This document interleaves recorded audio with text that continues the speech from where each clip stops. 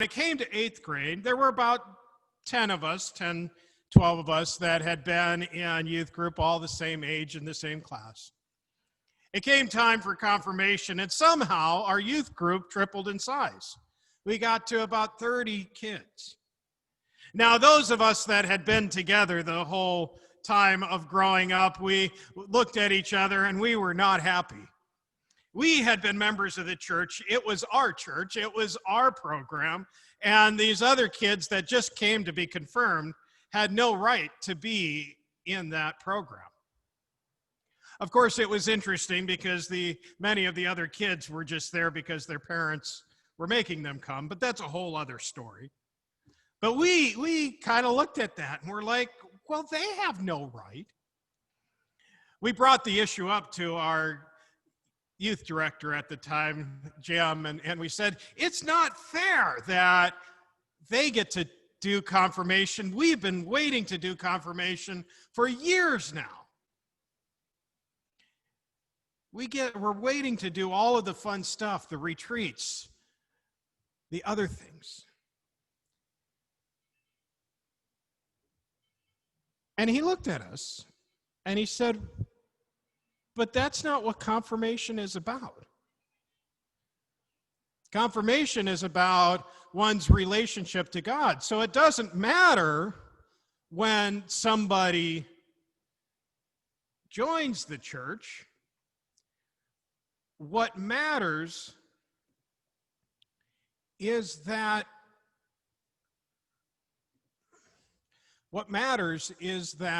the church is the place where everybody can come. And it doesn't matter where they are in their life or when that happens. That's what's important. So it's interesting when we get into looking at the church and looking at what we do as the church. It's interesting when we think about our relationship with one another. And it's interesting when we look at what we think is our do right. And when we think,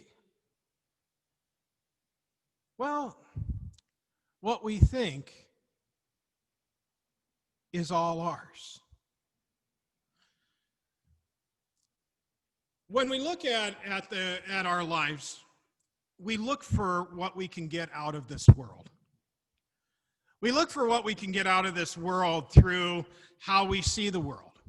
We're bred this way. Our whole being is this way. We are called to look out into the world trying to get what is ours. And often in doing so, we overlook how we are connected with one another.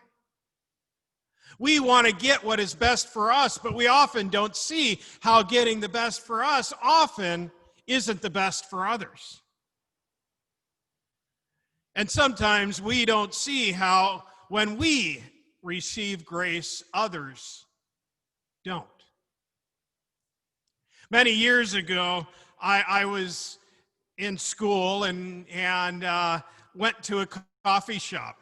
I reached into my pocket to pull out the money to buy my tea that I would get there. It was only like $2 or $3, and I knew I had put a $5 bill in my pocket. I went to pull out the $5 bill, and it wasn't there. I had already ordered, they had already brought me the tea, and I went to pay the waiter, and I was so embarrassed. I got red, and I said, I don't have any money. And I told him this story. I said, I know I left my house. I know I left with $5. And the young man looked at me, he smiled and said, it's okay, I'll pay for it. I said, no, I'll go home after this, I'll come back with the money and pay you later. And he looked at me and he said, no, no, no. You come here often enough. Don't worry about it. I'll take care of it this time. So he bought me my tea, and I left, still embarrassed for the whole situation. The waiter had given me grace, but it also came out of his pocket. That may have been a tip somebody had left or part of his wage. It affected him more than it affected me. Of course, the next time he was my waiter, I tipped him more than what that tea would have been. But I think about that experience as here was somebody who gave me grace, but it also cost him something. Then I thought about another situation that happened about the same time in my life. I was walking down the street, and a friend of mine reached down and found a $20 bill lying on the sidewalk. He picked it up and immediately smiled. He looked around to see if it was obvious that somebody had dropped that $20 bill. And he didn't, and he got an even bigger smile, and he said, "It's my lucky day. I found a 20 on the ground."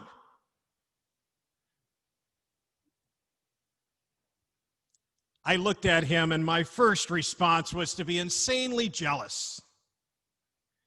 Here he was, finding this money on the ground. He had just received something.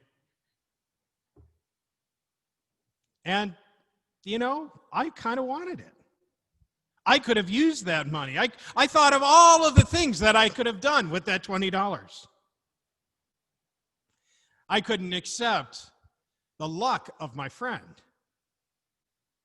before thinking about what I wasn't getting. We do that a lot in life. A lot of the things that we do, we look at from that perspective. And that causes a lot of problems, right? Because we are quick to accept the grace that happens to us, but when grace happens to other people, well, that's a problem. That's a big problem. It's a big problem because, that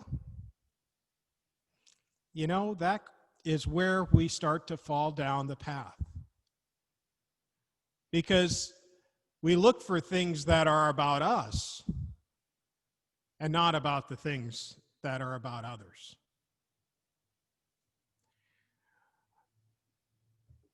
Where this comes to our situation in the world today is very simple.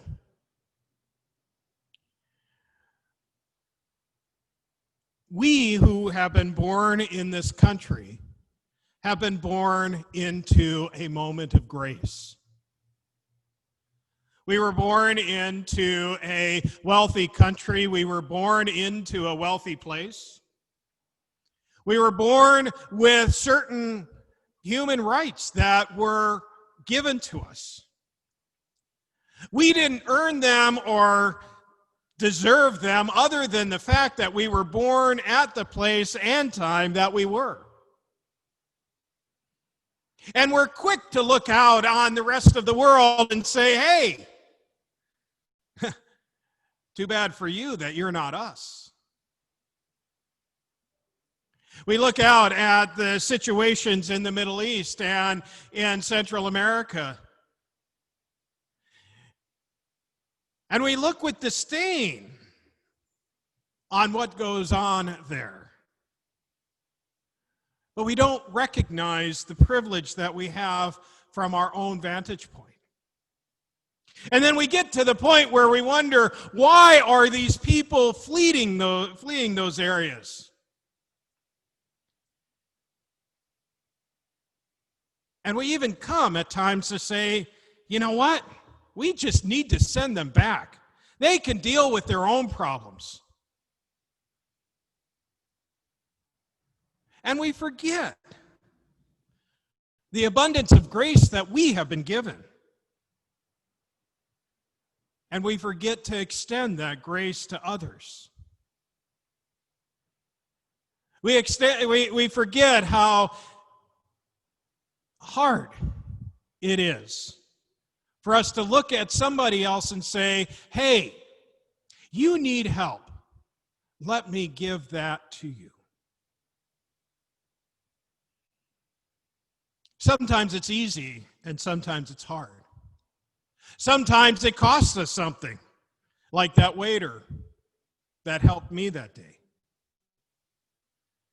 Sometimes it doesn't cost anything but time. I remember in seminary, I went up to one of my professors. I had an incredibly difficult week where I literally had to read about 600 pages of text every single night that week. I had 4 written exams and 1 paper that had to be turned in. It was Friday morning, and I went to the class of the one class that I had a paper I had to turn in, and I went up to the professor, obviously disheveled from all of the work that week.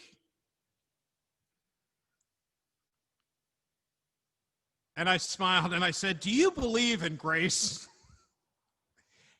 And the professor rolled his eyes. He said, "Okay, fine. You have until 5 o'clock this afternoon." He knew what I was going to ask before I asked it.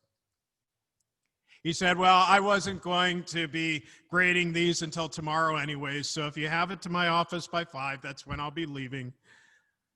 Just have it there by 5. That moment of relief where he gave me the extra time was important. The paper still wasn't the best. It can't be with all of the other stuff that had been going on, but it was good enough. The professor definitely didn't give me grace at the moment of grading my exam, but that's okay, because he recognized that I needed something in that moment, and he gave it to me. He didn't detract from my grade because of my time. He gave me the grace I needed, and he could. Sometimes we are in need of that, and sometimes we need to do that for others. We need to give others the space that they need to be connected with this world. The interesting thing about the story that is given to us in Matthew is that this story is one that happens often. We quickly look at what others get and judge ourselves off of it.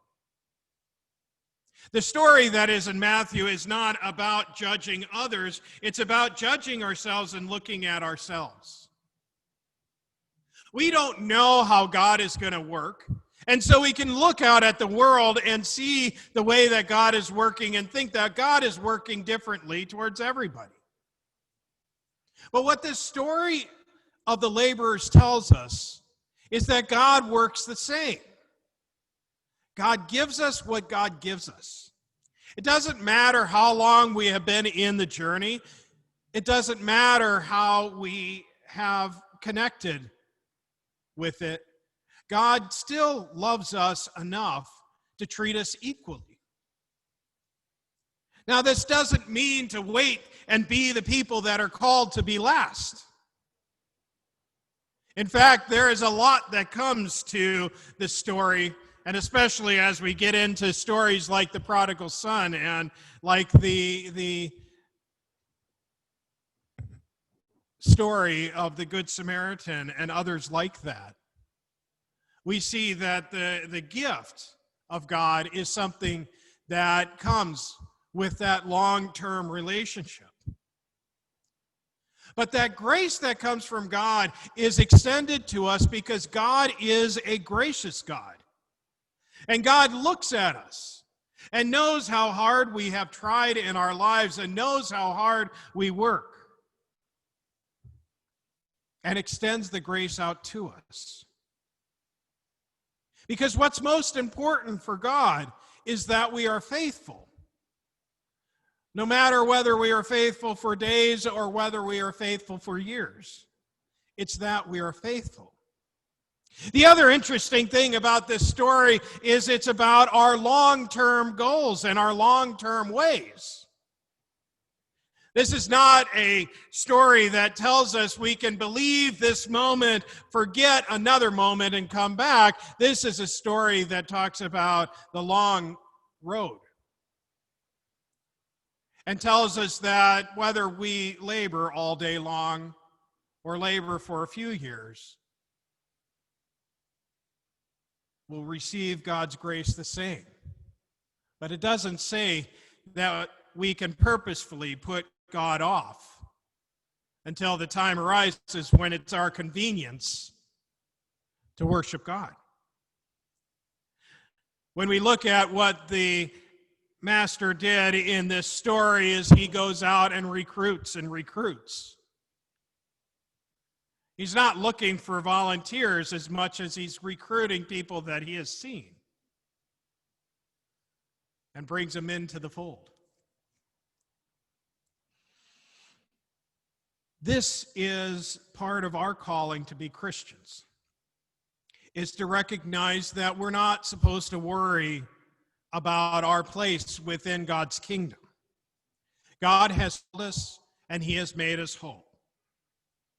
We're not going to receive more or less than people that come in later, but it's our responsibility to share the grace which God has given to us to others, so that they can truly come and be one with God and one with the community and one with the church. Only at that point can we be in the fullness of God. Only at that point can we truly know what grace is. Because in order to receive grace, we have to give grace. And in order to give grace, we have to live into the fullness of who God is. Amen.